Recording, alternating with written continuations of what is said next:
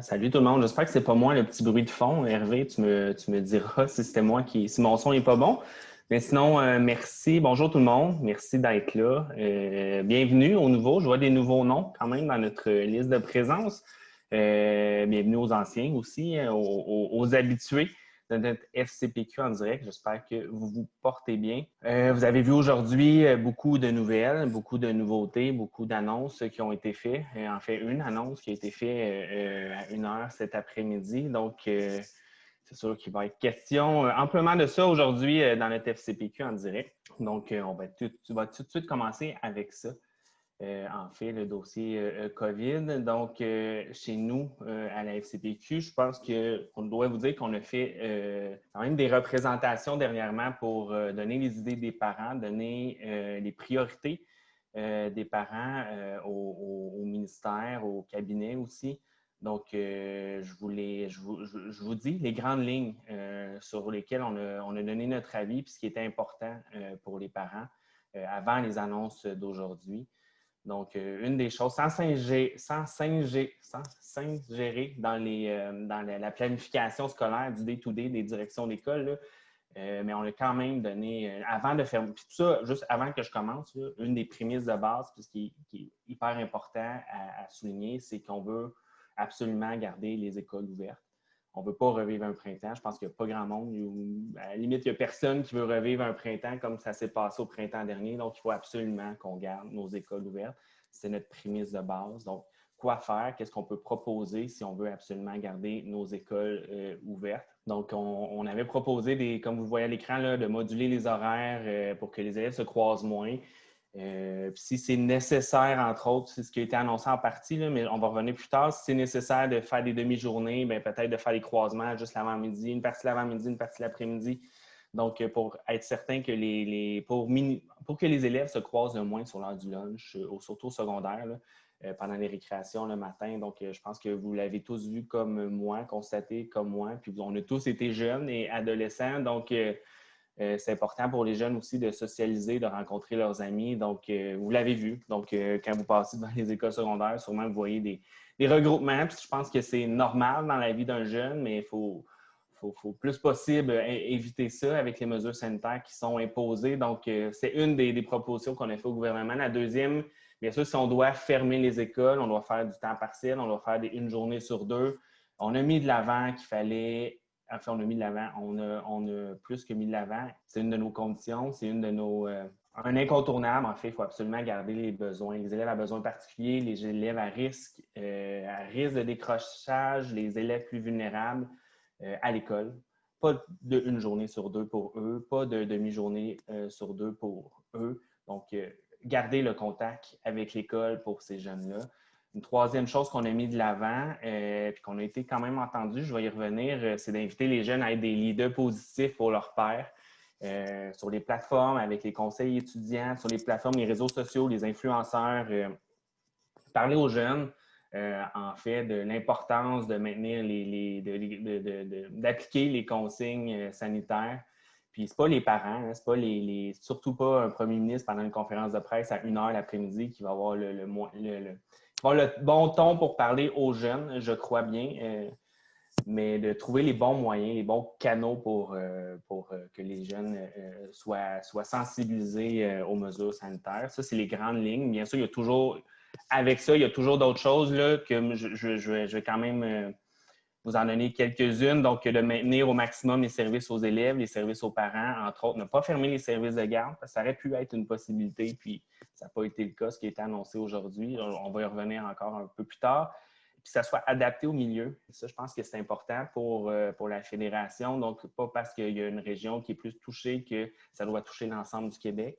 Donc, adapter selon les régions, adapter aussi selon les milieux, les écoles. Donc, chaque école a ses défis, c'est ce qui va bien, les parties qui vont bien. Donc, que ça soit adaptable en partie. C'est sûr qu'il faut qu'il y ait des règles claires, un encadrement clair, mais il faut que ça soit, dans une certaine mesure, adaptable pour les milieux. Puis, bien sûr, une école invitante, accueillante, puis la plus motivante possible.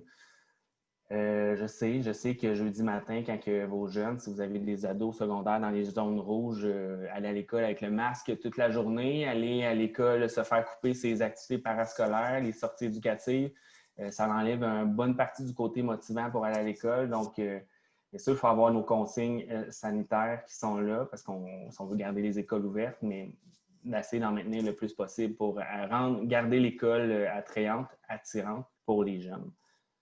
Sinon, je vous en ai parlé, le ministre Roberge a fait appel à des influenceurs. Moi, je pense qu'on a eu un bon impact là-dessus. C'est une de nos suggestions qu'on lui a fait. Donc, il va faire appel. Je pense que j'ai vu que c'était cinq influenceurs que l'équipe du ministère a embauchés. Donc, pour pouvoir parler à nos ados, pour donner l'importance des règles sanitaires, puis l'impact que ça peut avoir sur leur vie à eux et aussi sur la vie de leur entourage. Je vais y aller avec les dernières annonces du gouvernement. Donc, un résumé. Vous avez sûrement, la majorité d'entre vous, déjà entendu la majorité de ces annonces-là, mais j'ai quand même à faire un petit survol sur ce qui a été annoncé. D'ailleurs, juste avant d'y aller, le gouvernement a émis un communiqué, donc que vous voyez à l'écran, que je vous invite à aller lire, mais la Fédération aussi, on a émis un communiqué à ce sujet-là, au sujet des nouvelles mesures sanitaires. Donc, je vais y aller rapidement. Je sais que plusieurs d'entre vous avaient déjà entendu parler de ces règles et mesures-là. Puis, je tiens à le redire parce que je sais qu'il y a beaucoup d'opinions sur ces mesures sanitaires, autant d'un côté que de l'autre. Pour la prochaine liste que je vais vous dire, je suis le porteur du message et non, ça ne veut pas nécessairement dire que la Fédération était d'accord avec ces mesures-là ou que moi-même j'étais d'accord, mais je vais y aller avec les mesures qui ont été mises en place par le gouvernement. Donc, c'est les mesures à eux. Donc, ça s'applique seulement aux zones rouges. Donc, alerte maximale, ce n'est pas du mur à mur, comme j'ai déjà dit un peu plus tôt. Les écoles restent ouvertes. Je pense que c'est la première bonne nouvelle. Il faut le voir comme ça. Je pense qu'il faut trouver, il faut chercher des fois les bonnes nouvelles, mais ça en est une. Les écoles, même en zone rouge, restent ouvertes pour l'instant. J'espère aussi jusqu'à la fin de l'année scolaire. Donc, j'espère qu'on ne revivra pas un deuxième printemps, comme j'ai déjà dit. Les écoles, il y a aussi, je l'ai noté parce que je pense que c'est important de le sortir, de le faire ressortir pendant la conférence de presse. Il a aussi été dit que les écoles ne sont pas le facteur majeur de la transmission du virus pour le moment. Il a dit que il y avait plus de transmission au niveau secondaire qu'au primaire, mais ce n'est pas un facteur majeur de la transmission. Donc ça, il l'a dit, je l'ai capté. Je pense que c'est important de le garder en tête. Donc, je pensais que c'était important aussi de vous transmettre cette indication-là.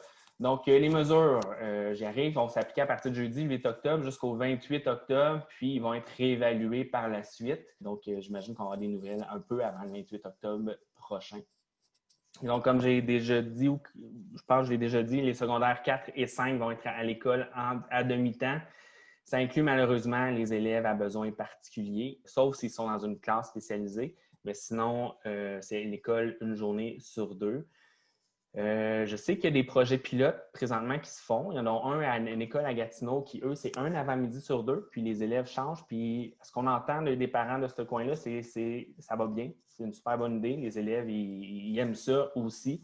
Donc, à voir si les milieux vont pouvoir adapter cette mesure-là à une journée sur deux à leur vie quotidienne, à ce qui se fait le mieux pour eux chez eux. Donc c'est ça. Mais ce qui est une chose certaine, c'est que les élèves vont garder le même horaire qu'ils ont actuellement. Donc, s'il y avait du français le jeudi matin, ils vont continuer à avoir du français le jeudi matin avec les mêmes horaires. C'est les élèves à la maison, mais les enseignants vont être en classe. Eux vont diffuser leurs cours en direct de leur classe. Donc, deuxième mesure, le couvre-visage partout sur les terrains de l'école. Donc, un peu comme la cigarette, aussitôt que tu mets le pied sur le terrain de l'école, donc ça va prendre le couvre-visage. Il y a certaines exceptions. Quand on mange, quand l'élève boit, s'il y a des conditions médicales. Donc, il y a des exceptions à ça. Ça, c'est pour les écoles secondaires en zone rouge encore. Les écoles primaires, ça reste pareil comme c'était déjà, comme c'est présentement. Les parascolaires, les sorties éducatives, c'est suspendu jusqu'au 28 octobre.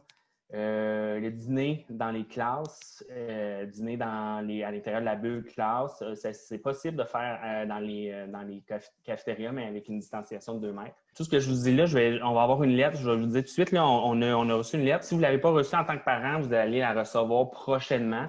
Donc, on l'a reçu chez nous à la Fédération. Donc, on l'a mis déjà sur notre page Facebook. Donc, je pense qu'on l'a mis aussi dans peut-être dans le chat, mais déjà sur notre page Facebook, donc une lettre qui est destinée aux parents, qui retient, qui énumère toutes ces mesures-là qui ont été mises en place. Donc, je vais vous inviter, pas besoin de prendre de notes, là, ça va tout être là. Sinon, si je reviens aux bulles classe, oui, les dîners dans les classes, mais ce qui a été souligné, puis je pense que c'est aussi important de le dire, les 2 récréations de 20 minutes par jour, donc sont maintenues, sont encore là. Puis le ministre a même encouragé, il l'a souligné lui-même, donc les 2 récréations de 20 minutes sont encore là. Services de garde, j'en ai parlé un peu plus tôt, mais les services de garde sont maintenus, sont encore là, sauf qu'il va y avoir des créations de sous-groupes. Ils vont respecter les bulles classes ou des sous-groupes à l'intérieur du même groupe. Une campagne de recrutement, j'ai oublié le nom marketing qu'ils ont donné, là, présent, je pense, à l'école ou quelque chose comme ça, mais en fait, c'est pour surtout embaucher des éducatrices, des surveillantes d'école, puis des concierges, des ressources qui semblent manquer présentement dans les écoles. Des places assignées dans le transport scolaire, donc un par banc de préférence, sinon des places assignées, ce que j'ai entendu. Puis pour le niveau je reviens aux activités à l'école, à l'intérieur de l'école, donc pas de match sportif à l'extérieur des bulles classe. Donc pas intramuraux non plus, il faut que les élèves gardent leur même bulle classe. Puis mais le maintien des cours d'éducation physique, parce que je pense que ça avait été évoqué aussi comme un des scénarios, une des choses possibles, mais les cours d'éducation physique sont maintenus. Maintien du sport-études, si la bulle classe peut être respectée. Il a aussi fait mention d'une présence policière accrue à l'extérieur de l'école, donc pour sensibiliser les jeunes et les informer. Puis il y a bien sûr, puis moi aussi, je vais vous inviter, là, mais le ministre a aussi invité les parents à répondre, à jouer leur rôle de parent, en fait, à sensibiliser leurs jeunes, puis à les accompagner, parce que je sais que pour certains jeunes, ça ne sera pas facile aussi de vivre avec ces nouvelles-là, puis que les nouvelles, les jeunes, ils ont déjà eu. Ils ont déjà eu quand ils étaient à l'école, probablement, mais sûrement que certains appréhendent déjà le retour à l'école le jeudi matin. Donc, je pense que c'est notre rôle en tant que parents de soutenir nos jeunes avec ça. Avec ces nouvelles mesures-là. Ce n'est pas des mesures à long terme, je l'espère. J'espère beaucoup que le 28, ça va être soulevé pour les zones rouges. Puis, bien sûr, on espère aussi, on continue à travailler sur la communication aux parents. Je pense qu'il y a des petites infographies qui sont sorties par le ministère qui sont disponibles sur notre page Facebook qu'on a partagé avec vous. Les communications avec les parents sont importantes. Les communications entre l'école et les familles sont importantes. Il faut qu'ils soient maintenus, il faut qu'ils continuent ou qu'ils soient mis en place à l'intérieur de toutes ces mesures-là. Donc, c'était le gros des mesures qui ont été annoncées ce matin, encore une fois, pour les zones rouges. Par la suite, il y a, oui, le site web du ministère qui a été mis à jour déjà avec les nouvelles mesures qui ont été annoncées aujourd'hui. Donc, vous pouvez aller voir là, toutes les mesures ont été inscrites, ont été mises à jour sur le site web du ministère. Avec tout ça, je vous ai parlé un peu de motivation tantôt des élèves, la santé mentale des élèves qui nous préoccupe beaucoup chez nous aussi. On sait que c'est pas facile pour tout le monde. On sait que il n'y a personne qui est content, je pense, de se dire « Oh, il y a des nouvelles mesures sanitaires qui ont été mises en place. » Il n'y a personne, en tout cas, je ne connais pas beaucoup des jeunes, des ados qui sont de bonne mère avec ces mesures-là. Peut-être que je généralise, là, mais bref, ça a un impact sur la motivation, ça a un impact sur la santé mentale de plusieurs jeunes. On a vu aussi certains intervenants avoir des craintes au niveau des dépendances. Donc, le ministère a annoncé, avec le ministre Roberge, avec le ministre Carman, a annoncé la semaine dernière des mesures supplémentaires, en fait de l'argent supplémentaire, donc un 30 millions pour soutenir la santé mentale. Donc, 15 millions pour la santé mentale, puis un 15 millions pour la prévention des dépendances. Donc, ça a été annoncé la semaine dernière. Donc c'est de quoi qu'on intervient souvent, la santé mentale de nos jeunes, puis beaucoup aussi avec la COVID, on intervient auprès des décideurs, auprès de nos partenaires aussi. Donc, c'est un investissement qui a été fait, puis c'est une bonne nouvelle, je crois, pour les jeunes et pour les parents. C'était mon petit bout. Vous savez aussi que si vous nous suivez depuis longtemps ou pas, ou depuis pas longtemps, vous savez qu'un de nos enjeux aussi, c'est les classes, l'école virtuelle. Beaucoup de parents ont été échaudés, je vais dire ça comme ça, par le printemps, par la manière que ça avait été fait au printemps, par le manque de balises claires au printemps. On ne veut pas que ça se reproduise. Là, ça va être à vous de travailler. Vous allez pouvoir écrire dans le chat. Donc, on veut savoir vos expériences, vous en tant que parent, si votre enfant a été à l'école, a subi, je vais dire ça comme ça, a été à l'école à distance, a profité, je veux dire, subi ou profité, on va y aller comme ça, l'école à distance. Donc, vous savez, je vais répéter rapidement. Donc, si une classe complète ou une école complète est confinée, donc ça se bascule en mode virtuel selon la garantie du ministre, avec un plancher d'heures, donc entre 10 et 14 heures. Je ne me souviens plus exactement des nombres d'heures par niveau, là, mais c'est entre 10 et 14 heures, grosso modo. Mais si c'est un élève toute seule dans sa classe qui est en quarantaine, soit parce qu'il a des symptômes, soit parce qu'il est en attente d'un test ou pour d'autres raisons, bien, cet élève-là n'a pas le service. A peut-être du service, je me corrige, il y a peut-être du très bon service de son école ou il n'y a peut-être pas du tout de service ou il y a peut-être quelque chose en quelque part entre les deux.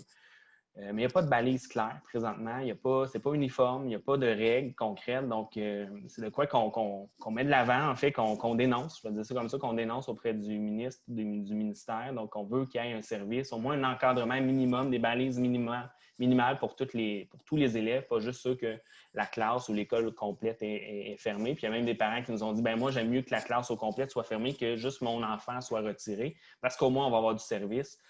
Donc, ceci étant dit, je ne sais pas si vous avez commencé à écrire, mais j'aimerais, si vous avez des expériences personnelles à nous partager, allez-y, vous pouvez nous les partager dans le chat.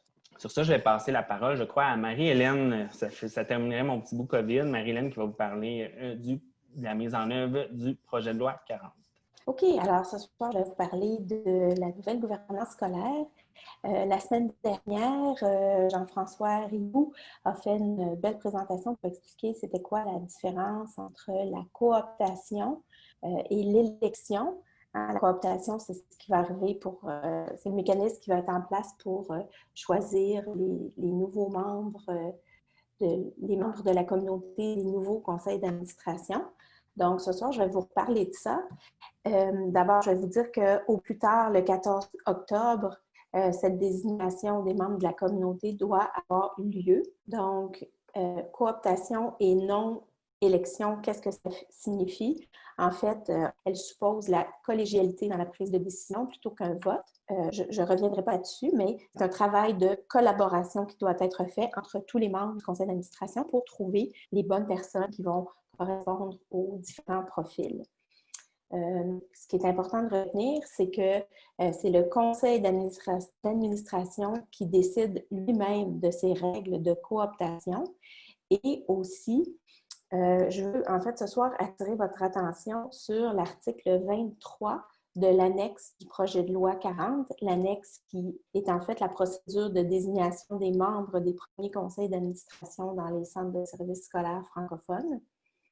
Donc, c'est important de savoir qu'au fin de la désignation, les membres, il s'agit des membres du conseil d'administration, ne sont pas limités au formulaire reçu à moins qu'ils n'en décident autrement. Donc, le centre de services scolaires a fait un appel de candidature pour des postes de membres de la communauté. Donc, quand vous allez commencer le processus de cooptation, on va vous remettre une pile de candidatures. Mais ce qui est important de savoir, c'est que les membres du CA peuvent choisir d'autres personnes, même si elles n'ont pas déposé leur candidature. On peut penser, par exemple, que pour un des profils, il n'y aurait aucune candidature qui a été déposée. Alors là, les membres du conseil d'administration pourraient choisir eux-mêmes une personne pour ce poste-là. Il pourrait aussi arriver que les candidatures déposées ne répondent pas aux critères que vous vous êtes donnés pour choisir la personne. C'est possible aussi. Donc, le conseil d'administration pourrait décider de choisir quelqu'un d'autre. Puis, il pourrait aussi arriver qu'il y a de très bonnes candidatures, mais quand même, le conseil d'administration souhaite avoir quelqu'un d'autre pour des raisons qui lui appartiennent. Donc, c'est toujours possible de faire cela, donc d'aller chercher quelqu'un d'autre qui n'a pas déposé sa candidature. Cependant, il faut s'assurer que la personne qui va être choisie de cette façon-là, elle réponde bien d'abord quel est le profil requis et aussi qu'elle réponde à tous les critères d'éligibilité et d'inéligibilité, toutes les conditions qu'on a déjà précisées pour les membres de la communauté. Donc, ça, c'est le point sur lequel on voulait insister ce soir. Et puis, pour la suite, mini-sondage, alors c'est le temps d'y revenir. Vous savez, on vous pose les mêmes questions de semaine en semaine et nous, ça nous permet de voir un peu l'évolution des choses sur le terrain. Donc, la question qu'on vous pose, c'est à votre connaissance, depuis le 15 juin dernier, donc depuis qu'ils ont été mis en place, est-ce que le comité consultatif transitoire de votre centre de service scolaire s'est réuni au moins une fois? Donc, on voit qu'il y a presque la moitié des répondants là, qui ont eu connaissance d'une rencontre du comité consultatif transitoire. Il y en a quand même un assez bon pourcentage, 30 qui ne le savent pas. Donc, c'est un comité qui s'est peut-être fait discret. Si tu veux passer à la question suivante. Donc, ça concerne l'avis de désignation des parents. Donc, est-ce que vous l'avez reçu, l'avis de désignation des parents, procédé? J'espère que tout le monde presque va dire oui, parce que c'est demain, 6 octobre, la date limite. Heureusement, personne n'a dit non. Ceux qui n'ont pas dit oui étaient des personnes qui ne le savaient pas. Donc, on prend note de cela. Pour la prochaine question, est-ce que votre comité de parents a procédé à la désignation des membres parents dans votre centre de service scolaire? Alors, ça aussi, ça devrait être une bonne majorité de oui, parce que, encore là, la date limite, c'est demain. Il faut que ça soit fait avant demain. Donc, il y a quand même deux comités là, où ça ne s'est pas fait encore, ou c'est peut-être deux personnes du même comité. Je vois qu'il y a des messages dans le clavardage aussi, là. Donc, CSS de la capitale, ça se fait demain soir, donc ça va être à temps. Après ça, on peut passer à la question suivante qui porte sur la cooptation des représentants des membres de la communauté. Donc, est-ce qu'une date a été fixée pour la cooptation ou l'élection des représentants de la communauté dans votre conseil d'administration? On l'a dit tout à l'heure, il faut que ça soit fait avant le 14 octobre. Donc, il reste encore un peu de temps. Heureusement, personne n'a dit non. Cependant, il y a quand même 30 des parents qui ne le savent pas. Donc, c'est peut-être un peu préoccupant, mais bon, en fait, on ne sait pas non plus qui nous écoute aujourd'hui. Ben, majoritairement, ce sont des parents qui sont membres de comité de parents, mais peut-être des parents parmi vous qui sont nouveaux, on l'a vu tantôt. Et puis, il y a encore le centre de service de la capitale. Eux, vous allez le faire le 13 octobre, fait que juste à temps, c'est parfait. Pour la première rencontre, la dernière question va porter sur la première rencontre du conseil d'administration. Donc, est-ce que cette rencontre-là est déjà prévue? Alors, si je me rappelle bien, cette rencontre-là doit se tenir avant le 23 octobre. Alors, presque 60 des parents, la rencontre est prévue. Il y en a encore un 30 qui ne le savent pas. Puis, il y a 2 parents qui répondent que non, ce n'est pas prévu. Donc, surveillez les annonces. Ça devrait normalement être annoncé très, très bientôt. Voilà, je vous remercie beaucoup de votre participation. Nous, comme Hervé le mentionnait, on a les résultats des semaines précédentes. Alors, on va pouvoir ajouter les résultats de cette semaine, puis voir si les tendances vont dans le bon sens et si ce n'était pas le cas, utiliser ces données-là pour intervenir au bon niveau. Donc, voilà, c'est tout pour moi et je vais passer maintenant la parole à Hervé pour la suite de cette rencontre. Merci beaucoup tout le monde. J'en profite juste pour mentionner rapidement qu'il y a des gens là, qui nous ont déjà soumis des rétroactions là, concernant leurs expériences pour ce qui est de l'école à distance, là, pour l'école virtuelle dans leur milieu. Alors, on conserve toutes ces informations-là et on les collige et comme le disait Kevin plus tôt, on fait les représentations nécessaires souvent sur la base de ces informations-là que vous nous transmettez. Je vais passer donc à la partie qui, moi, me concerne, donc pour ce qui est de ce soir. Donc, les autres sujets pour la soirée. Tout d'abord, les activités de formation de la Fédération. Alors, je rappelle évidemment que notre programme de formation générale, c'est-à-dire les webinaires, c'est commencé. On en a déjà eu une la semaine dernière. On avait un bon taux de participation en plus. C'était avec les gens de l'école branchée, donc une formation coéducation à l'aide du numérique. Le sujet suivant s'en vient, c'est-à-dire la semaine prochaine, le 13 et le 14 octobre, formation sur le conseil d'établissement. Alors, les informations pour vous inscrire là, sont déjà disponibles ou vont l'être dès cette semaine. Vous pouvez vous inscrire, ceux qui ne sont pas déjà abonnés. Mais j'en profite évidemment pour parler de l'abonnement. On a déjà quelques comités de parents abonnés. On a un comité EHDA aussi d'abonnés, mais il est encore temps donc de vous abonner. Vous voyez à l'écran donc la grille tarifaire pour les abonnements. Je pense que vous avez davantage à le faire. C'est vraiment une formule flexible et intéressante là, pour les comités de parents pour pouvoir bénéficier de ces formations-là tout au long de l'année. Je veux mentionner aussi que, bon, on a les formations générales, donc nos webinaires, mais on offre toujours donc nos formations adaptées, c'est-à-dire les formations qui sont données localement par nos formateurs. Mais là, quand je dis localement, évidemment, c'est entre guillemets, ces formations-là peuvent être données à distance. Mais ce qu'on entend par les formations adaptées, donc, c'est des formations à la demande qui sont offertes à votre organisation, à votre comité de parents, à votre conseil d'établissement, sur le sujet de votre choix, à une date dont on convient donc ensemble avec la fédération, le formateur et votre organisme. Donc, ces formations adaptées-là, bien, elles sont toujours disponibles à la demande.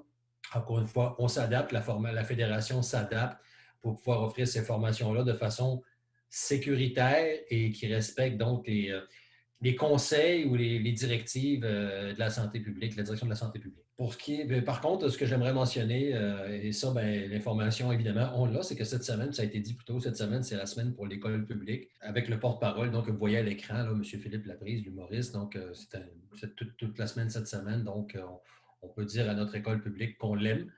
Donc, on vous invite là, à regarder là, sur les plateformes, sur les réseaux sociaux, les communications et les activités qui ont lieu par rapport à ça. C'est également aujourd'hui, donc, la journée mondiale des enseignants. Il faut que je montre la publicité, entre autres, là, de la Fédération des syndicats de l'enseignement, profs et parents, ensemble pour la réussite. Encore une fois, vérifiez sur toutes les plateformes, sur les réseaux sociaux, et vous allez voir différentes choses, là, différents communiqués, comme la Fédération, entre autres aussi, a émis des communiqués à ce sujet-là. Enfin, un dernier événement encore, parce que, bon, tant qu'à être dans les événements, cette semaine, c'est aussi le gala Force Avenir qui va avoir lieu cette semaine, donc le 8 octobre, dès 16h, en web diffusion. Je vais vous mettre dans le clavardage les coordonnées pour avoir les informations sur le gala Force Avenir et ainsi que l'adresse, là, que ben, vous la voyez déjà à l'écran, mais je vais vous transmettre le lien que vous pourrez sauvegarder. Donc, si vous voulez assister au gala Force Avenir, on vous invite à le faire. C'est un événement important, c'est un événement qui reconnaît donc les jeunes qui se distinguent dans leur milieu par leur engagement et par leur initiative. Donc, la Fédération est toujours heureuse de s'associer donc et de faire la promotion de cet événement-là. Ça fait en gros le tour de ce que j'avais à vous présenter moi pour ce soir. On en sera à la conclusion. Alors, je ne sais pas si Kevin, tu voulais ajouter quelque chose. Je veux dire un merci à Hervé et Marie-Hélène qui m'ont accompagné ce soir dans notre FCPQ en direct. C'est écrit à l'écran aussi. Vous avez des questions, on n'arrête pas de le dire. Appelez-nous. On est là, on est présent. On répond rapidement aussi. Mais ce que je voulais surtout vous dire, c'est vous remercier. On sait que vous remerciez vous en tant que parent impliqué, un parent engagé. Aussi, on sait que l'année est maintenant bien commencée. Vous avez tous eu votre premier AGA. Certains ont eu leur premier conseil d'établissement. Les AGA de comité EAGA sont commencés aussi. Les AGA des comités de parents, on l'a vu avec les sondages, hein, les petites questions-réponses, la majorité ont déjà eu lieu. Puis les premiers CA bientôt. Donc, c'est déjà bien enclenché, bien parti. Tous les parents impliqués, engagés ont déjà beaucoup de soirées de prise dans leur calendrier. Donc, je voulais vous remercier de votre implication puis de votre engagement dans l'éducation pour de la réussite de tous les élèves. Donc, sur ce, merci d'avoir été présent. Puis, merci de contribuer. Je veux aussi vous dire, contribuer avec vous avez répondu dans le chat. Donc, on prend ça, en fait. C'est des questions, des réponses de terrain. C'est des exemples. Puis, on cache toujours vos noms, inquiétez-vous pas.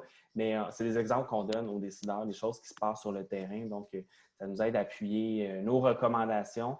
Donc, merci d'avoir été présent. Merci d'être là. Puis, je vous souhaite une bonne soirée. À la prochaine.